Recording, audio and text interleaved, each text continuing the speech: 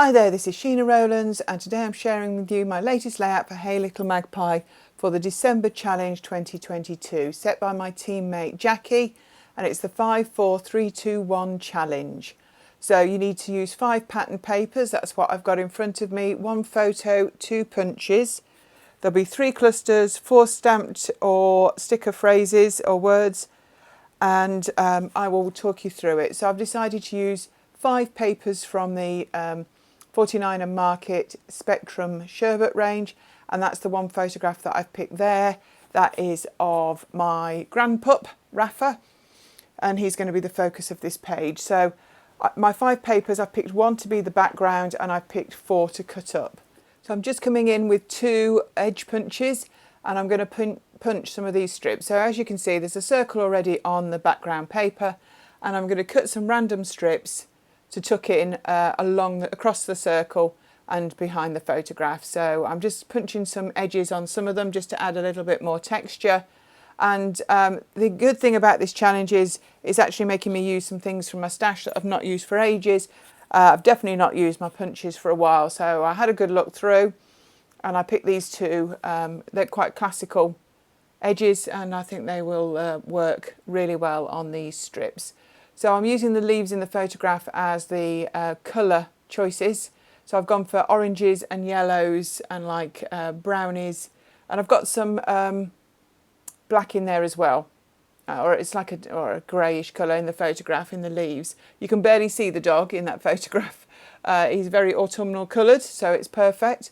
So I'm just at the moment cutting some strips, just varying the lengths and the widths, just so that it goes across the circle. Now I'm laying them in some sort of order, but that's not the order they'll necessarily be in the long run. It's just trying to get a mix of papers, see which ones I want to cut into.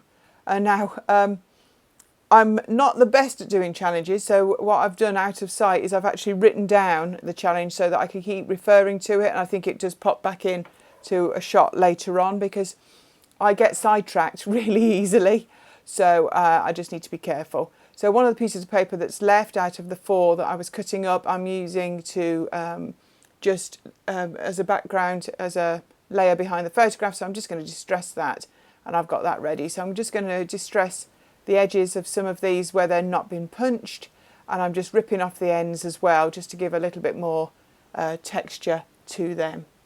You also may notice that I'm bending them a little bit because I do like a little bit of height on a layout.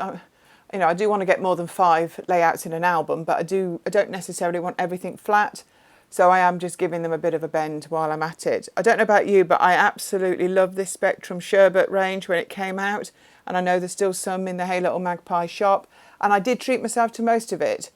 So I've still got quite a bit. It seems to be one of those collections that kind of grows silently in my stash because I still seem to have quite a lot left. And I know I've made a number of layouts with it already, so I was quite pleased to have some choices of papers that I could use. These are mainly from the 6x8, and I'm having to cut the ends of some of them to actually help me tear them because they're such good quality. They're so thick that I can't actually just rip it on its own.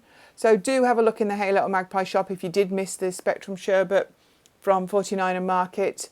I mean, there's lots of amazing stuff in the store, but this was definitely one of my favourites. So I've come back to this background paper. Initially I was going to sew some circles on it. In the end I decided actually I would just draw some in pencil. You can't see them very much, but actually I just think it adds to it, makes that circle a little bit wider because I am going to cover some of it up. Also, while I was having a think, I printed the same photo but smaller, because I don't actually want to cover up as much of the circle as I was originally doing. So I'm just going to slot some of these papers into a better order. I've turned one over, as you might have noticed, and there's a little bit of pink there. Actually, I quite like that. I feel like it needed that a little bit more contrast, and yellow and pink is a known classic combination, so I think that goes really well and still sticks with the photograph, so I'm not concerned there. So I would recommend that you check out this challenge at Hey Little Magpie. It's running for the month of December. I mean, you can do it any time, but there is actually a prize. So if you do a layout, please put it in the right album on the Hey Little Magpie Facebook group, because every layout in that album will be entered into a random draw at the end of the month. and that will give you, I think it's 1,000 Magpie points that's added to your to you in the shop to spend on anything you like. So I think that equates to £10. But do check it all out. This will also be on the blog, and you'll see it in the Facebook group. So if you fancy a challenge or you need your mojo kickstarting, I would recommend that you try out Jackie's challenge. So you might see I'm just tucking a little bit of double-sided tape into some of these strips because I decided I'm going to sew some of them down. So I don't want to put too much tape or glue behind them because I just don't want to gunge up the sewing machine, which can happen if you're sewing through a lot of tape or glue. So there's just a little bit just to keep them where they should be so they don't move around too much. And that's the plan. So I brought that back in now. I'm just going to trim off the sewing. I quite like the slightly messier look for this, so I'm not going to pull the threads through. I'm just going to cut them off with a pair of scissors. Use 2 different stitches, and it's all in like a pale grey thread. So you can see it a little bit, but it's not too in your face. So I'm just trimming the ends off the back as well. So I probably will stick some tape on these as well to stop them moving. So that's all done, and I'm bringing in the smaller photograph, and I've cut them out to match it, and I've just attached the two slightly off centre with a bit of double-sided tape. So the photo is definitely going to go there on the right, and this is the best bit for me. So I brought in embellishments. Now I'm going to go back to the 5, 4, 3, 2, 1 for you, which is the challenge. So I've got 5 pattern papers, tick. 1 photo, tick. 2 punches used, tick. Which leaves me with 3 and 4. So 3 clusters. So I'm already looking at 2, starting with 2 there, so I need a third one. And 4 stamped phrases or phrase stickers or words. So I need to bear that in mind. So I'm just digging out some of these acetate leaves. I think they work so well with this autumnal page. And I'm thinking of making that third cluster at the top left above the photograph. So that's what I'm thinking of there. I don't want it to be as big as the other 2. But I need it to be the third one. I think the first one on the left is possibly going to be underneath the title.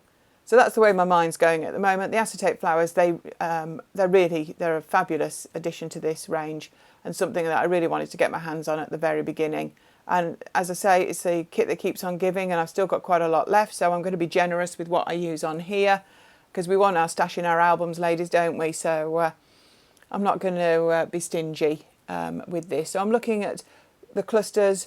So when I'm thinking about the clusters, and I'm thinking of maybe having some sort of way of repeating things around the 3. So I've got 2 tickets at the moment. I've got a ticket at the bottom of the photo, and I've got one there on the left as well. So I brought in my pencil and my list. You see that on the right? That is to keep me on track.